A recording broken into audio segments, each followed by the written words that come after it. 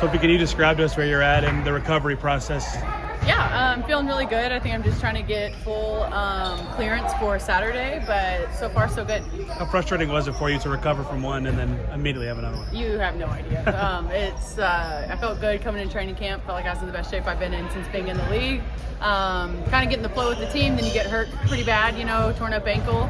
Maybe came back a little bit too soon, freak accident, so really can't control it. So I just got to keep controlling what I can control. And I was bringing energy to my team, and so I'm still going to do that regardless of where I'm at.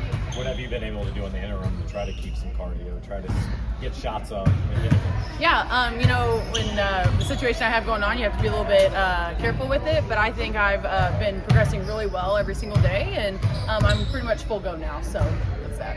I know you talked about getting your lungs under you after you injured your ankle the first time. Has it been about the same process the second time? Yeah, I think so, and it's when you've been out for a little bit, it's just kind of getting your flow back, right? Getting your rhythm, getting your chemistry, especially with the team that you haven't really played with much.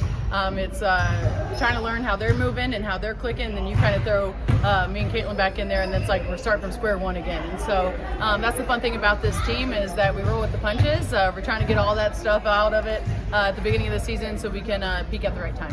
When you're a team with championship aspirations anyway, when you see the other occupants of this building literally playing for one here, how much more inspiration is that? How much more does that sort of fuel the fire to get to that level yourselves? Yeah, I mean, it's been amazing watching the Pacers. They're so much fun to watch. I think we resemble their team quite a bit in the way we're trying to move the ball and the way we're trying to play. But honestly, that's big picture. We need to go day by day. This team needs to focus on what we did today, learn from it, and come back tomorrow and be better. And so for us, we know the big picture goal, but you got to stack the days, and that's what we need to work on. You say full go. Do you think you'll be able to play Saturday? I think I've been ready to go since it happened. But again, I'm not a doctor, so it's really up to them. What's been your impressions of Sydney Colson as both a point guard and a teammate? Yeah, I think as a teammate, she's such a locker room person that you want. Every team needs someone like Sid. She's funny, she's ruthless, don't get me wrong, she's weird as hell, but we love her.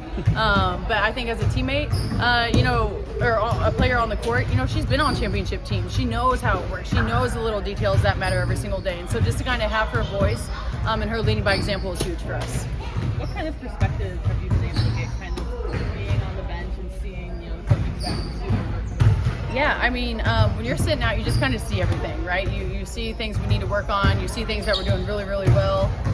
Sometimes it's frustrating because it's always frustrating, actually. You want to be out there with them. You want to help them as much as you can. But I think you have to find the positive in everything. And so when you go through an injury like this, it can be hard on the mental because one day you're ready, the next day it's swollen and you can't go. And so it's preparing me just to stay ready. And that's what this league's all about, is staying ready.